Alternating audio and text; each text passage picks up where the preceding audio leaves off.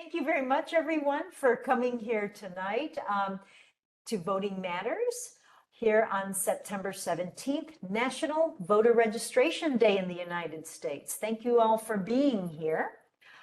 This is an event that is co-sponsored by Democrats Abroad Japan and Democrats Abroad Korea.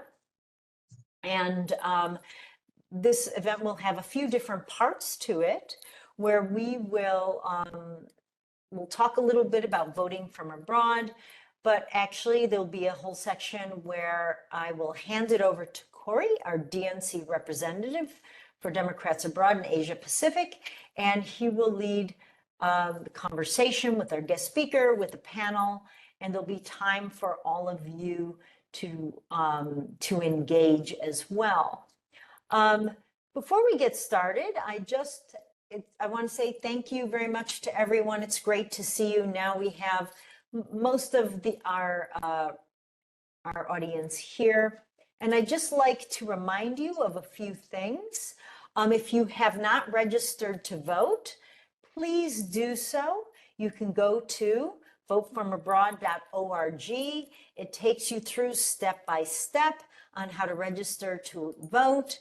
And we use this site not only because it was created by Democrats Abroad in 2006, but it's regularly updated, and it's specifically engineered to not only meet our needs of Americans overseas, but to also deal with the 56 different guidelines that we need to follow based on states and territories. So we'll have a little bit of guest speaker discussion. We'll talk with AP leaders. There will be time for Q&A and whole group discussion on action items and answer any questions about overseas voting that are basic. But after this session, there will also be a voter assistance Zoom room for anyone that wants help with voting. To our friends who are new to Democrats Abroad, welcome. The Democratic Party Committee Abroad, which is Democrats Abroad, or DPCA, is a subcommittee of the DNC, Democratic National Committee, and we aim to register all 6 million overseas U.S. citizens, people not residing in U.S. territories, so that they can vote in elections. So our mission statement is, we are the official Democratic Party arm for the millions of Americans who live overseas, who live outside U.S. We strive to not only raise the Americans' voice overseas, and to elect officials, but also to make sure on the issues that matter to us, that we let politicians know what we think and how we feel. We have representatives in 46 different country committees, but we also have people in other countries, what are called NCCs, or non-country committees. And different country committees have their own mission statement. For example, Democrats Abroad mission statement is, we are the U.S. Democratic Party's voice in Japan. We make every U.S. citizen's voice heard by electing Democrats, influencing policy, and building our community here in Japan. I just want to ask a few questions. Some of you may know these things, just a few tidbits on voting from overseas, a few little did you know things about why Americans overseas can vote.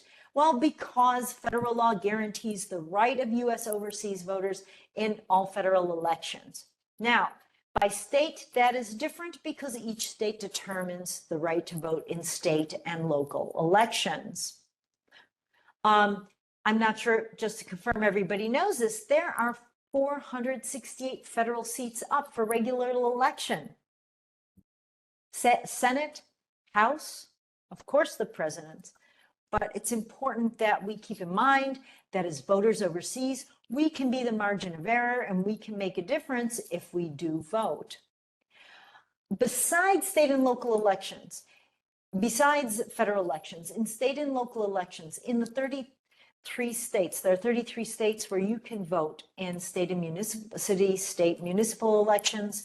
There are hundreds of seats up for regular election, including 11 governors, 9 lieutenant governors, and 10 attorney general seats. In 44 states, there's 99 state legislatures up that have Look, 78, 79% of the state legislative seats are up, including at plus 40 mayors, half of which are large metropolitan cities. So again, even in state and local elections, we can make a difference. All right. And why do we want to vote in state and local elections? Well, there's a lot that happens locally. Just giving you some examples, in some states it's about medical marijuana legalization, in some states it's about abortion access, in some states it's about firearms access. And this picture right here is just to get you thinking about things we often don't even consider, and that is like child labor rollbacks. And this little map just shows places, about the 31 states that have introduced bills to weaken child labor protections. So in state and local elections, there are important issues that are coming up. So choosing the right people really matters. And just my last little tidbit, number 4, is showing how overseas voters can be margin of error and make the decision. In the last 40 years, 47 state elections were determined by less than 0.1% of the vote. And in the last 50 years, it's 13 federal elections by 0.1% of the vote. This is anywhere from 1 to 6,000 votes, depending on the seat, depending on what the municipality or the district. So we really can make a difference. What I'd like for us to do, because we have a small group, I'd like to ask anyone who's not a speaker tonight, in one breath or 1 minute, some people can say a lot in one breath, give us your name, which country you're in, very simply, and why elections matter to you or why voting matters to you. And let me do an example. I'll go first. My name is Sarah Jean Rosito. I am right now I'm in Tokyo, Japan. Voting matters to me because I think it's a way, no matter where we are in the world, we can have an influence on US policy, which has in turn an impact on anywhere I am in the world, on issues I care about, such as healthcare, violence, and international conflicts. So what I'm going to do is I'm just going to go to the by order of people as I see you, if that's all right. The first person I see is Dave Brower. Sorry, Dave, you're first on my line. Could you just give us less than 1 minute why voting matters to you? Yeah, I'm a climate voter, and having observed first my name is Dave Brower, and I'm in Japan, I think that the United States has to lead the rest of the world. We've made a good start with the Inflation Reduction Act, but we need to double and triple it, and then lead our allies and our rivals forward on climate. That's why I'm an international voter in the US. Thank you very much, Dave. Who I have next to you is Robert.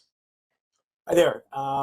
I'm a long-time expat. I was born in the US, really haven't been there for the last 40 years. However, I strongly believe that U.S. politics affects all of us in the global community. And right now, the course, which to me looks like we are kind of quasi-fascism with the other party there. I believe that we have no choice but to step up and volunteer, and that's what I'm about. Of course, I'm also an outdoor guide, so I care about the climate and environment, but I think that this is about protecting all of us and all of our relatives and friends around the world. Thank you very much. Eric, and then Teresa. Well, I'm Eric. I've been in Japan for about 15 or so years. I care a great deal about the state of democracy. that the country increasingly looks like it's less and less governable. So I'd really like to see people's basic rights to be better enforced. Thank you very much, Eric. And next is Teresa. Thank you. Hi, I'm Therese Sarno. I'm in Germany. I'm a Boston voter, and voting is important because not everyone in the world has the opportunity to make decisions that affect their well-being, and we all should take advantage of that opportunity. Thank you. Thank you. Anna and then Tina. Okay.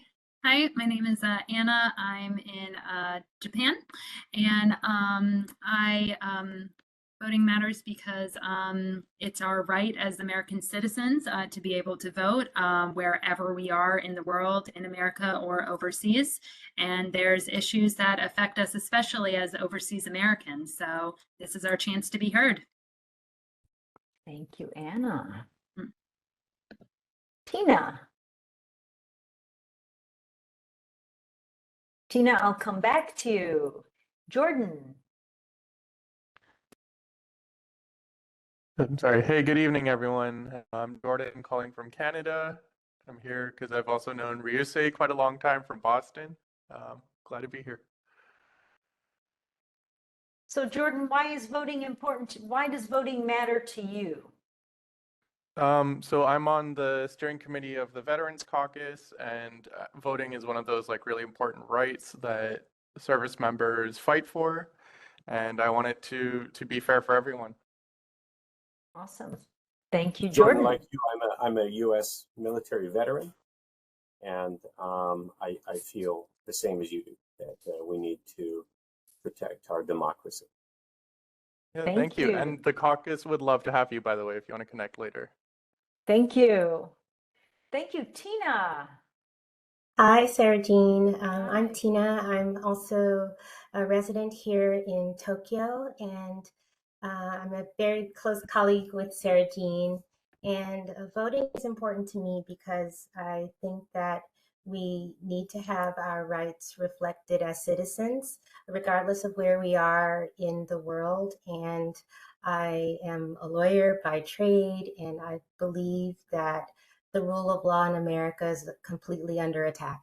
So I think that by being able to vote, this helps to ensure stability in the rule of law and helps us to reflect our values, not only within the US, but also around the world. Thank you, Tina. Nicole and then Nate, please.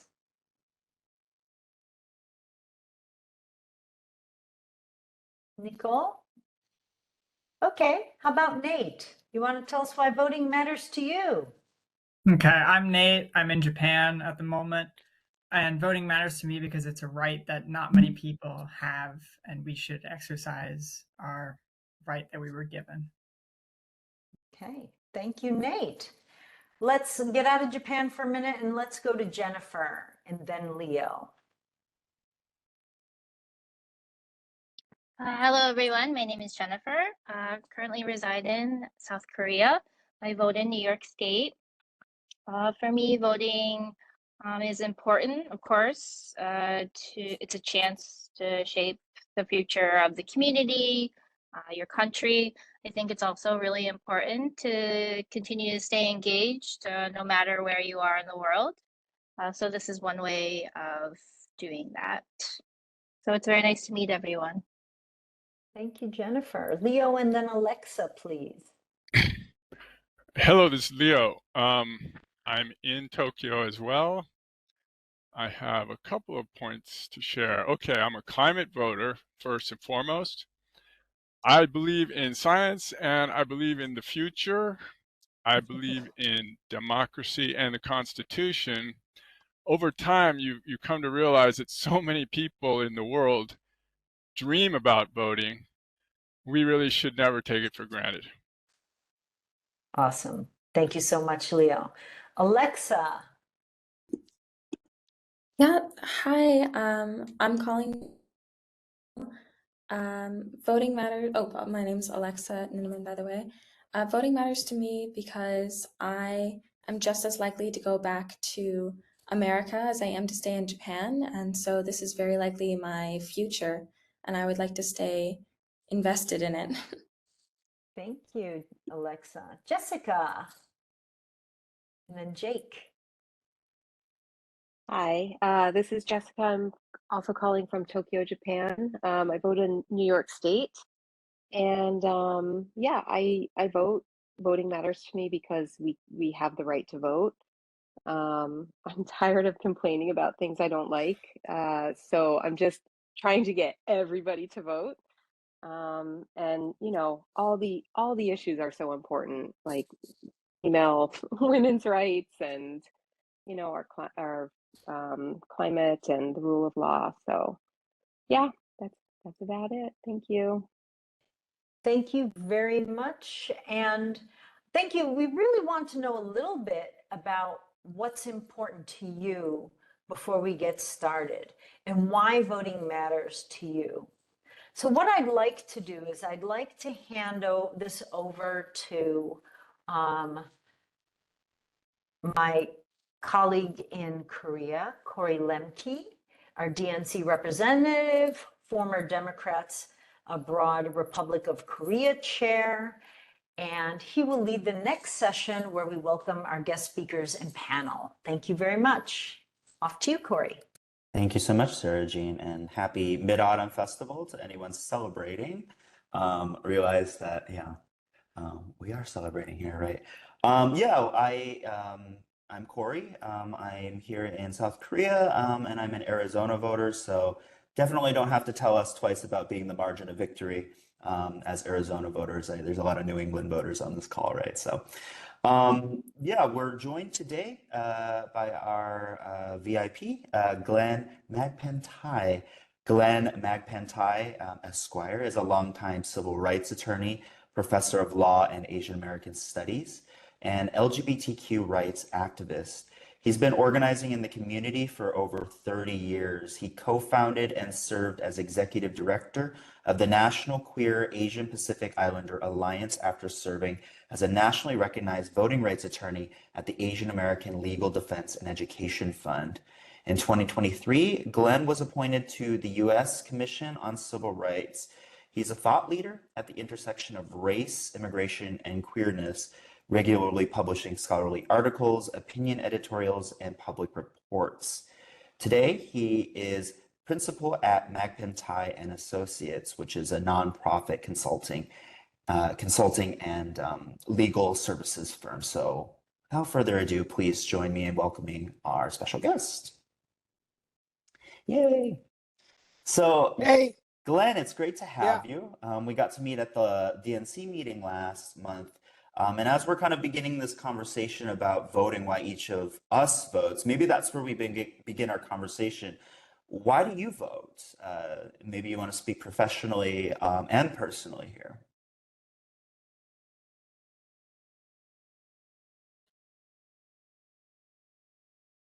You know, I was listening hard to everyone, and I want to calibrate and recalibrate my comments just to speak to the audience and what y'all are thinking there. I did this. I went to the DNC. You asked me why I vote. Um,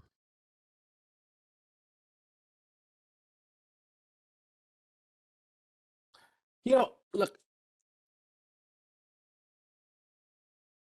I grew up in I came out.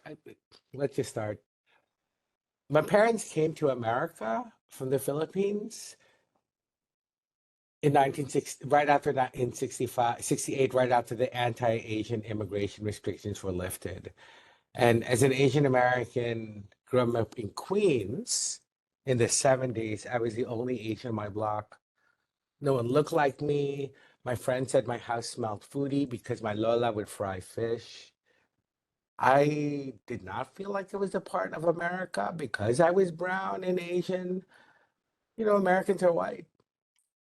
I came out at the height of the HIV/AIDS crisis.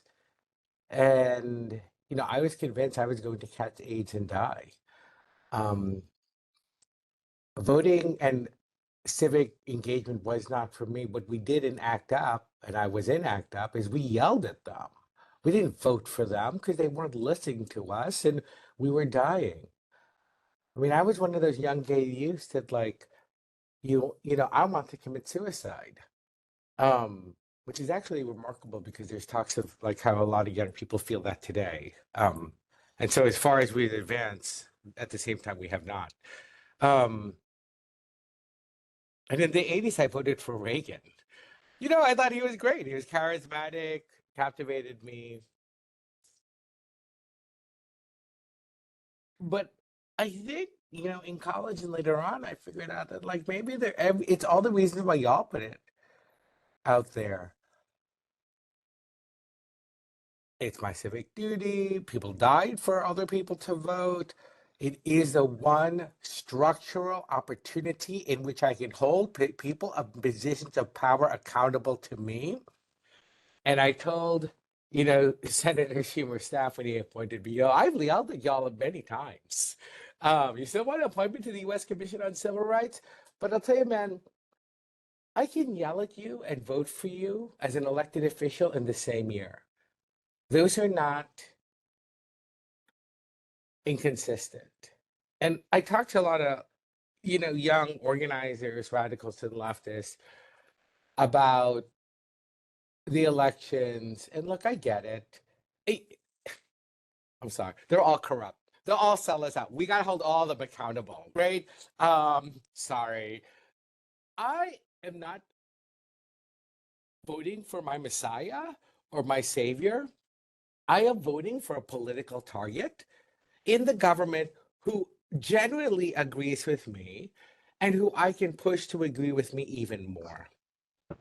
Voting is just that first step. It is not the fait accompli and like all of America would be solved, right? People thought this with Clinton, they thought Obama was our messiah. I'm like, yeah, I think it's great. I voted for him twice too. And I also yelled at him and told him what to do. That's actually another story when I was at the White House. But again, the reason why I vote is because I just want to make it easier to do the work that I do for the communities that I serve. And it is so incredible that someone who looks like me and who just wants to kill myself and is a little femme, very gay, very not quote American, is in this position and has the ability to vote. So for me, I think that's just my thoughts. Yeah, I love that. Yeah, hearing that these stories, it strikes me how linked, your professional is with your personal. And I think that's a really beautiful thing, how you've, managed to find that and bring that together. It really reminds me of some of the conversations I've had with fellow Korean Americans about voting. I'm so, as queer people, I think, we've had to enter. I always say, I didn't join politics. Politics joined me, right? We didn't really have a choice. We're fighting for our lives in many ways as queer people, but that's not the same thing that I hear when I'm having conversations with Korean Americans. I wonder if we can tap into that. I mean, what has that been like with your AAPI identity and things like that? I think a lot of AAPI voters as recent immigrants, and, there's a history there that you kind of alluded to. What is that like, your AAPI identity, and how has that informed your politics, your voting? And do you have any stories, about AAPI involvement in politics? So can I just say how happy I was to have a Boston voter on this call?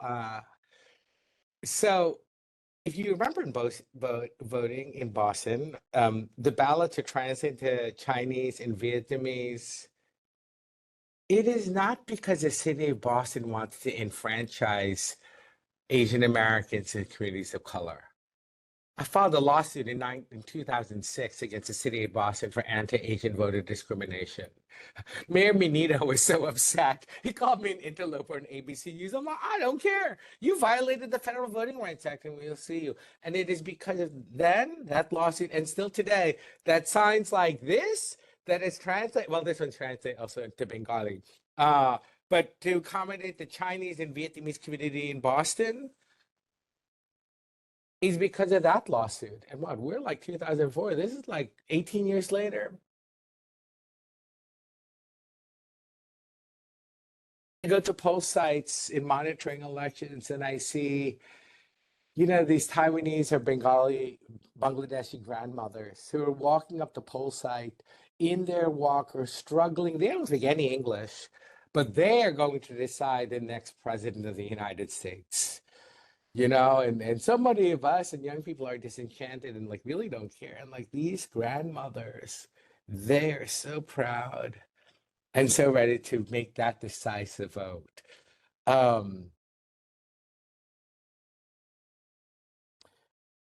It's really, at the DNC, the Democratic National Convention, I remember Michelle Obama saying, something wonderfully magical is happening in the air. And the excitement and the exhilaration of what is going on. I was just having dinner with a friend and was on a conference call last night, AAPI voters. People are working on, they did 90,000 phone calls over the weekend and knocked on 30,000 doors in 3 battleground states. And I'm like, it's only September. And this level of engagement, the amount of money that is happening is incredible on both sides. Which is just like, but it is its magic of hope and this opportunity that is there. I also just want to say, as we continue this conversation, I want to give also context because I was really happy to hear what you all said of why voting matters. I'll tell you, you are not the audience that I really wanted to speak to. No, seriously, because I think y'all gonna do it. It's the people who are not. And I was on this call last night, and one of the phone banking people said that she was phone banking Korean voters in Pennsylvania, Wisconsin, and Michigan. She was doing it from New York. She speaks Korean. And she's like, a third of the voters that she called were excited to vote, a half, they want to talk, and a third is like, well, maybe a quarter. I have no interest in voting. These are Korean Americans, citizens of the United States who are registered in the Democratic Party. People talk about we need to outreach to the independent voters, to the moderate Republicans. I'm like, look, we just need to get our own Democrats, some of you on this call or the people that you know, to just execute their vote and to just do it. So I think y'all know it's going to be very close. This election is not a shoo-in at all. The polls, leading by 1 percentage point. Hillary was leading by 10 to 15, and then Trump was elected.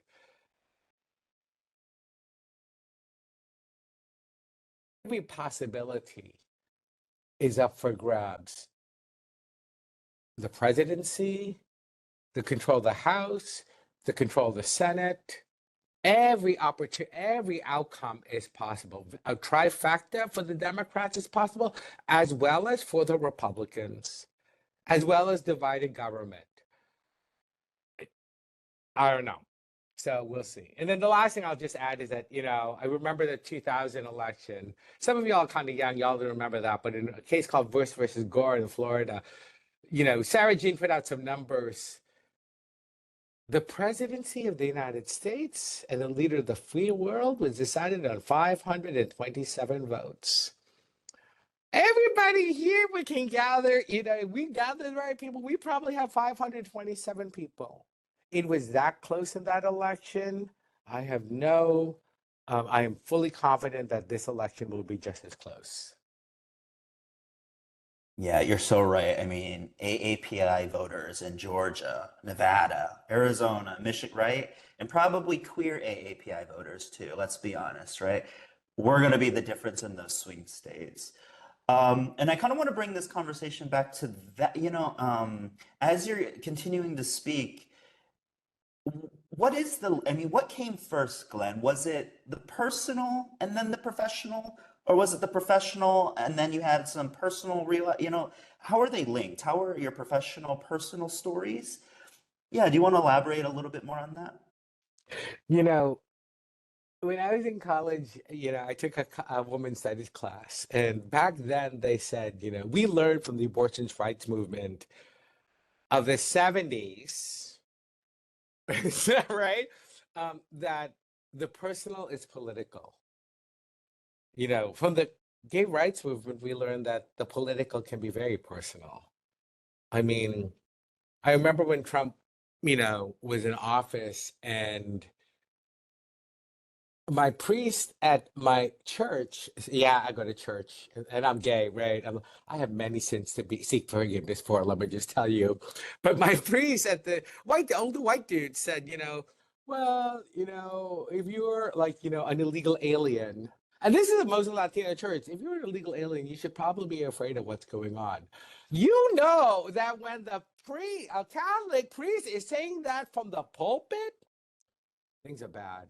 And you see excuse me, you see ICE agents like in neighborhoods. You want to talk about raids at the border? I'm worried about raids in my backyard, right? And then what I look like and what others will be there. We can talk about what's at stake in this election. I think we understand that personal autonomy, our ability to control our bodies, whether it is an abortion, whether it is in vitro fertilization, the ability to have a kid is up there. I'm a domestic guy. I don't really deal with international stuff. That's not my jam. Um, but I too am not all about American isolationism. And I do think I don't like the supremacy of America across the world because I don't think we're necessarily better than other people in the world. At the same time, people do look to us for so much. We can't hold our act together. I think that's the concern. So I do think we need to model it for the rest of America. And I was so happy that so many of you had talked about so many people in the world come from countries where you can vote, or if you vote the wrong way, something happens to you or your family. Um, we'll see. Can I We'll talk about see. issues, Corey? I'm sorry? Can I talk about issues? Yeah, I would love to talk about issues. I have so many of them. No, I'm kidding. Oh my God. Yeah, what do you think about for us, for our communities? What sort of policies do you think are at stake specifically for our communities? Yeah, I mean, again, I think y'all know this because people said it. Climate change and the planet, our bodies. Um, do we want a president who thinks it's okay to grab pussies? That's a quote from, I didn't mean to, but really, right? Versus someone who's like, nah, you should actually mind your own business, government. And then we have the freedom of choice to regulate our own bodies. Do you remember that statement? Like, Trump actually made that, and it was reported in the media that talking to women, it's like, they like it when we grab their pussy, when I grab their pussy. Really? One story. When Trump announced a Muslim ban, I actually had a client at the airport. We did rallies in LAX, ORD, Chicago, Los Angeles, Chicago, Boston, and New York.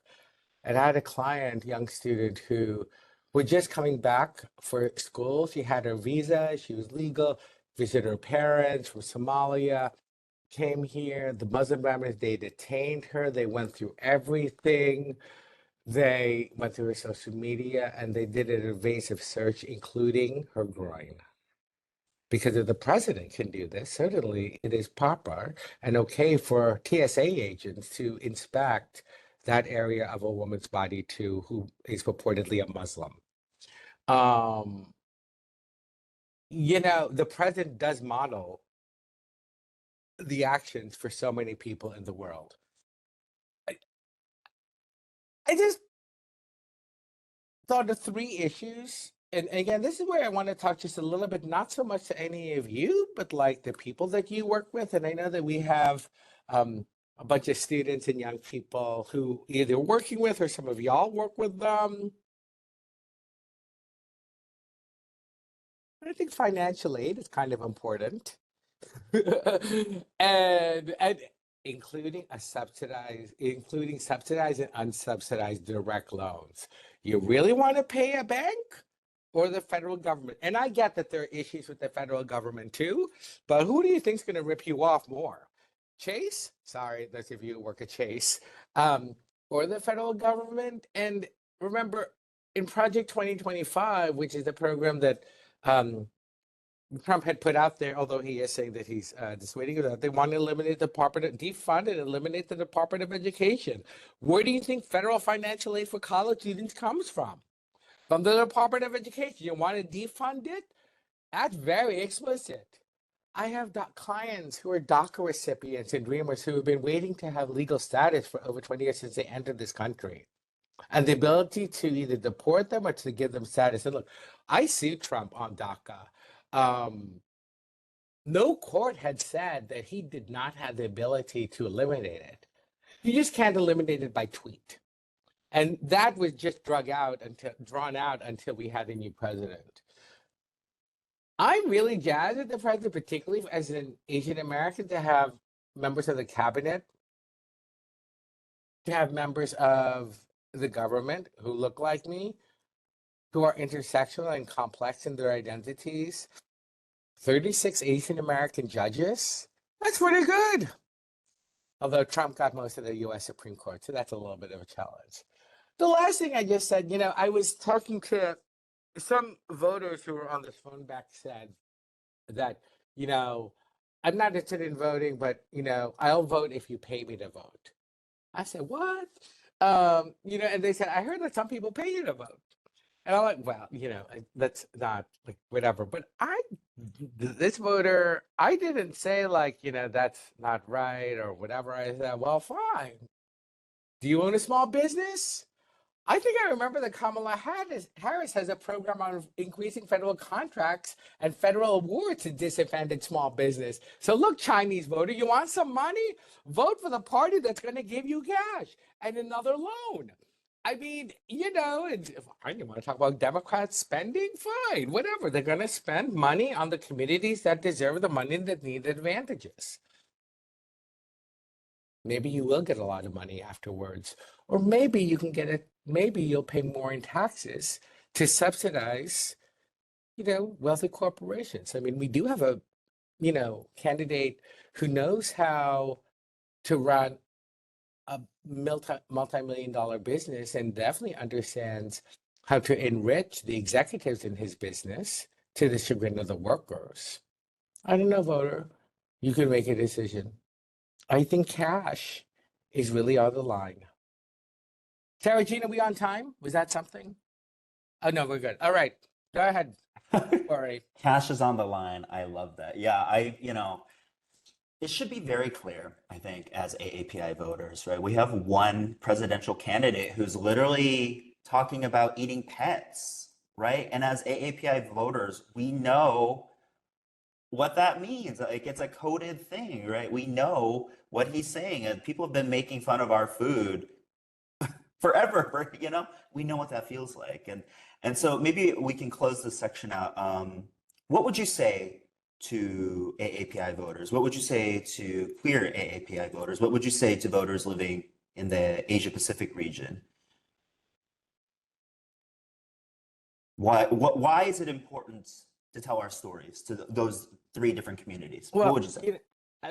On one level, Sarah Jean had mentioned that federal law allows us to vote as Americans abroad. And I'm like, I've been sitting, if you saw me smile, it's like, yeah, I know, I've worked on that law. And I don't know any of y'all. There are nefarious forces that are at play in this election. And I just saw a post, if you saw the New York Times, that there's a renewed interest and concern about non-citizens voting. A lot of you are citizens, but you're not in America. Guess who is concerned about these illegal votes coming in from foreigners and illegal citizens from abroad? I mean, there is an entire apparatus to make sure, as my colleagues at Democrats Abroad will tell you, to make sure that when you vote as citizens from of America from another country in America to make sure that your votes are fully counted and have an impact. And there are nefarious reasons. And I don't mean that to dissuade y'all, but to know that there are really many people that are gunning for you and will support you and defend your vote. And those of you, and others, but y'all need to do it. We cannot do it for you.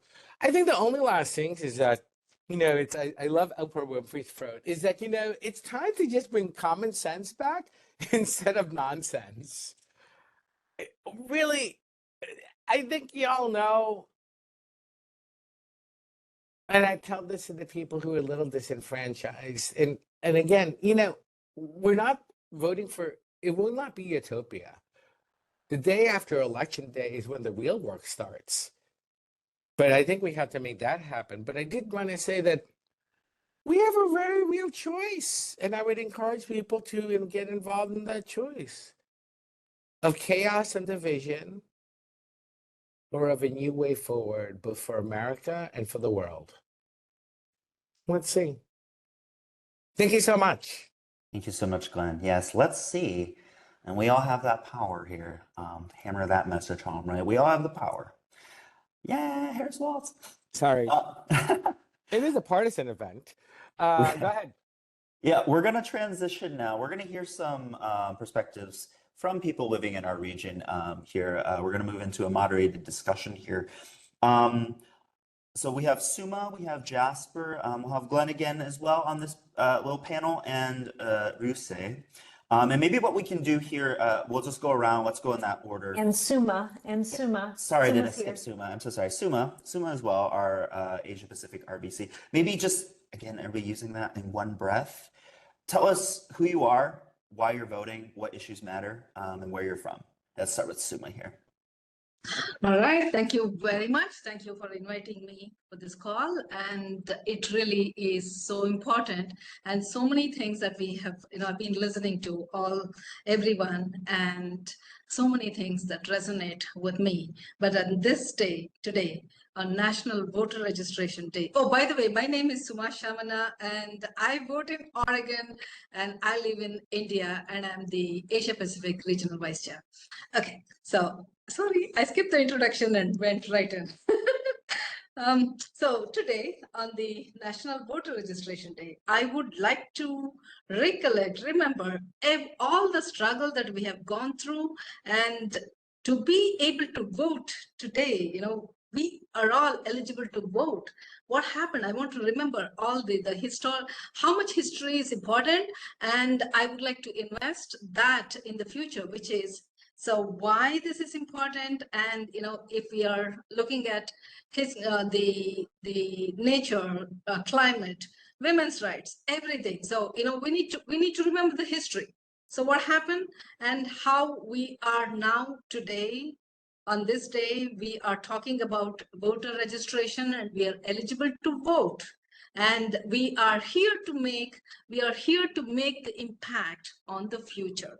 So which is, so all the women's rights and climate and gun control, everything, right? So many things that are important, and also more so being living abroad, and we are eligible to vote absentee, which is huge impact and a huge win for so many of us, right? So I mean, I would really like to recollect the in the 1960s how Democrats abroad were able to raise funds and generate publicity, and US citizens living abroad.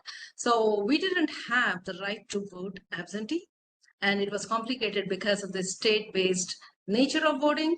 Regulations were, so it was different for state elections and also the federal elections. So basically, so all these things. So the Iowa of 1975, Uniformed and Overseas Citizens Absentee Voting Act of 1986, right? Yeah, so, and the Overseas Citizens Voting Rights Act of 1975. So because of that, today we are eligible to vote abroad, and every single vote matters. Every single vote matters, and we have seen that, not only the state side, election, but the how we have made an impact in DA has made an impact. Democrats, we have been a margin of victory in multiple elections, most recently of the 2020 Georgia Senate runoff. You know, the abroad votes were, I have this data somewhere here, something 18,000 or so abroad votes were the margin of victory. And 2008, Minnesota Senate, Al Franken, abroad votes were 11,000. So if somebody asks me that, you know, my one vote doesn't matter. No, I'll tell her the data, look at the data. Data tells you, and 2020 Georgia presidential race, Joe Biden won by 11,000 votes. And out of which abroad votes were how much? 18,000. We were part of that. We were part of it, you know, so you were part of it. You know, all of us were part of this. And Arizona, Corey, 2020 presidential election, Joe Biden won